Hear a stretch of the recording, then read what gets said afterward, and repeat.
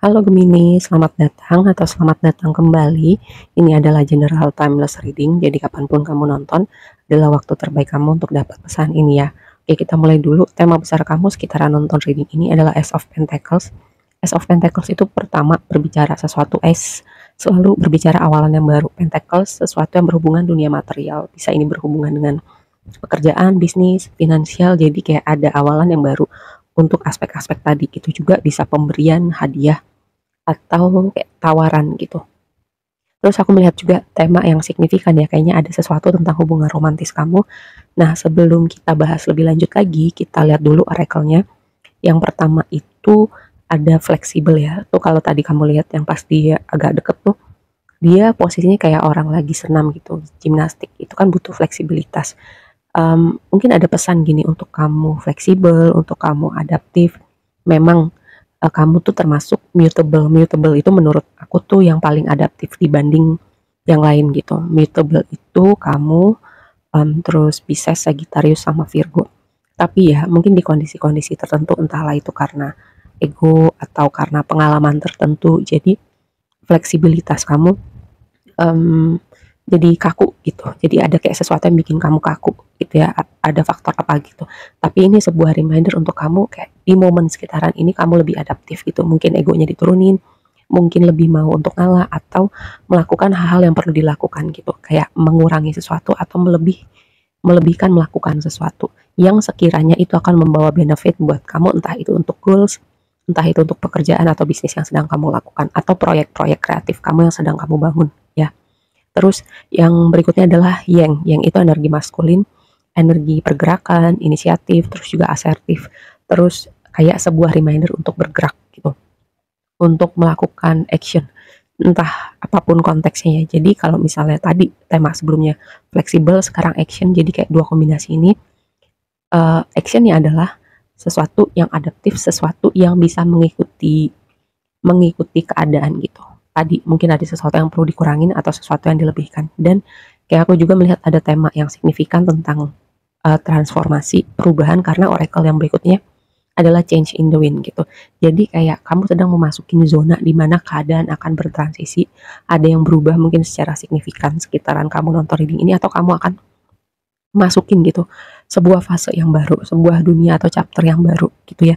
Karena di situ juga ada energi apa ya yang berbicara tentang ending, tentang completion gitu. Jadi memang ada aspek tertentu atau siklus tertentu yang selesai ya.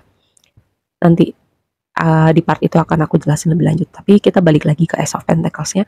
Gini, dengan konfirmasinya adalah Five of Pentacles, jadi ini signifikan banget. Mungkin ya sebelumnya ada kayak problem finansial atau ada problem misalnya juga kayak cara kamu melihat diri kamu gitu. Karena Five of Pentacles bisa problem finansial kayak kekurangan atau sesuatu konsep tentang diri kita yang merasa sepi, merasa berjalan sendiri, merasa kurang, kayak nggak cukup dengan diri kita, merasa diri kita kayak nggak pantas, hal-hal semacam itu. Cuman karena di sini um, tema besar kamu nih, kayak aku melihat banyak yang berubah, jadi kayak aku melihat kayak cara cara kamu menilai diri kamu tuh kayak ada yang berubah gitu, persepsi kamu tentang diri kamu.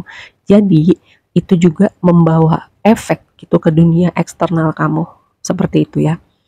Nah, yang berikutnya di pre-shuffle kamu tuh ada tema tentang merilis negativitas gitu. Tadi aku bilang ada sesuatu yang perlu dikurangin atau dilebihkan. Misalnya rilis negatif itu rilis negativity itu melepaskan sesuatu yang negatif, mungkin kebiasaan tertentu yang perlu dikurangin atau dihilangkan. Misalnya yang gampang terdistraksi atau menunda pekerjaan, atau kamu tahu hal tertentu yang perlu kamu lakukan tapi kamu nggak lakukan. Nah itu juga, atau situasi orang-orang tertentu yang kamu perlu evaluasi lagi nih, apakah kamu mau tetap berada di situ atau perlu ngasih boundary. Nah ini nih ada sesuatu tentang um, hal-hal negatif atau situasi atau orang-orang tertentu yang perlu kamu evaluasi lagi gitu ya.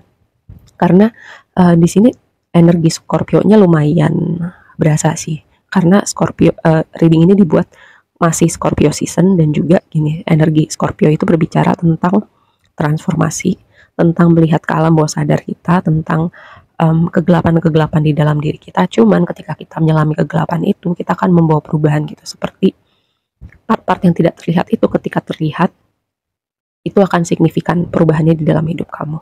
Oke, kita lihat blessingnya itu Wheel of Fortune gitu.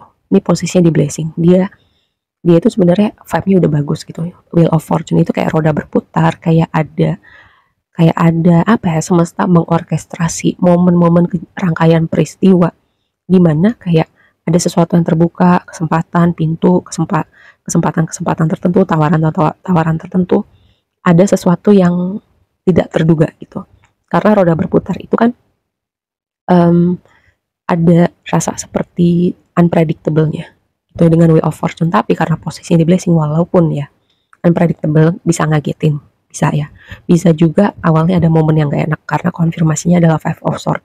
Five of Swords itu kan kayak argumen, gesekan, atau adu ego nih. Balik lagi aku ngomong ada tema tentang ego nih.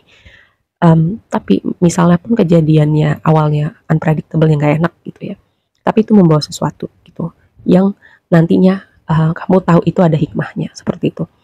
Selain tadi ada pintu-pintu yang mungkin terbuka, kesempatan, atau sesuatu peristiwa yang tidak terduga, tapi itu membawa sesuatu hal yang positif di hidup kamu. Nah, tadi nih aku bilang, energi Scorpio-nya cukup kuat. Dan tema transformasi, tema ending, tema completion, karena di sini tantangannya adalah death itu kan berbicara tentang ending gitu. Ada sesuatu yang berakhir atau perlu berakhir. Cuman posisi tantangan antara ini kamu atau orang yang terhubung sama kamu ketika death itu jadi tantangan ya, ada yang resisten gitu dengan perubahan atau berubah atau membuat perubahan di dalam hidupnya, di dalam dirinya, menolak perubahan juga bisa. Nah, itu ketika death jadi tantangan. Dan konfirmasinya adalah Seven of Wands gitu. Kayak aku melihat gini, perubahan itu perlu, tapi nggak semua orang mau berubah, mau kayak hidupnya tuh berubah gitu, atau dirinya berubah, karena perubahan itu kan rasanya nggak nyaman gitu. Nah, ini ketika Seven of Wands nih mengkonfirmasi death, aku melihatnya seperti itu. Jadi kayak ada yang menolak berubah, ada yang nggak mau situasinya berubah. Walaupun di sini biasanya kalau death itu ya mau nggak mau atau semesta intervensi menghadirkan situasi-situasi tertentu supaya ada yang berubah gitu. Atau kamu perlu meninggalkan situasi yang mungkin memang udah vibe-nya nggak bagus buat kamu, atau kamu sebenarnya udah merasakan, cuman entah kenapa kamu seperti entah meninggalkan situasi itu ada rasa segan, atau kamu yang menolak untuk berubah.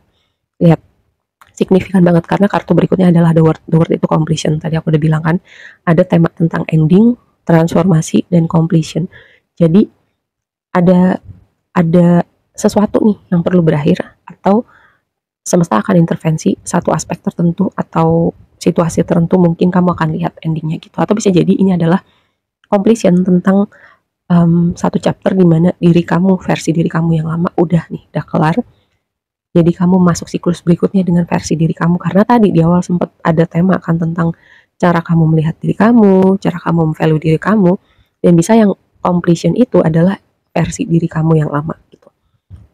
Kenapa tadi ada signifikansi hubungan romantis? Bisa jadi ini melibatkan ya hubungan romantis kamu atau hubungan tertentu di mana ya udah gitu, keberadaan orang-orang ini sudah cukup waktunya, kalian sudah belajar satu sama lain.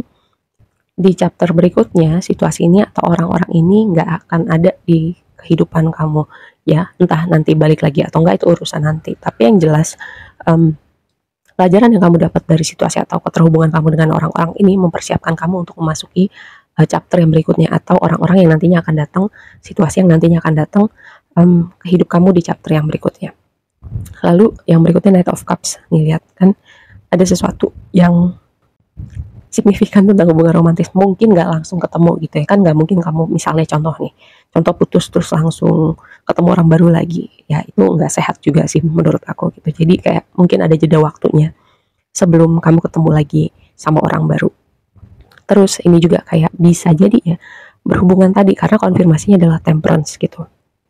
Kayak dua kombinasi ini aku melihat gini ya, kalau konteksnya hubungan romantis, ketika kamu ketemu orang baru nantinya kamu kayak jadi apa ya, jadi lebih tahu gitu gimana menavigasinya, misalnya kayak lebih baik dalam hal komunikasi, dalam hal memberi, dalam hal misalnya action gitu. Kapan kamu harus misalnya bergerak, kapan kamu harus diam, kapan kamu membiarkan orang yang satunya kayak menunjukkan effortnya, kapan kamu yang nunjukin effortnya, hal-hal seperti itu ya. Terus juga entah kenapa kayak aku dapetin vibe gitu chapter berikutnya akan ada sesuatu yang berbeda dengan energi kreativitas. Kayak inspirasinya lebih ngalir, kamu punya ide-ide baru dan lebih apa ya, terarah dalam channeling energi kreatif kamu itu. Oke, aku rasa segitu aja dulu readingnya. Semoga bermanfaat dan sampai ketemu di reading berikutnya ya. Bye.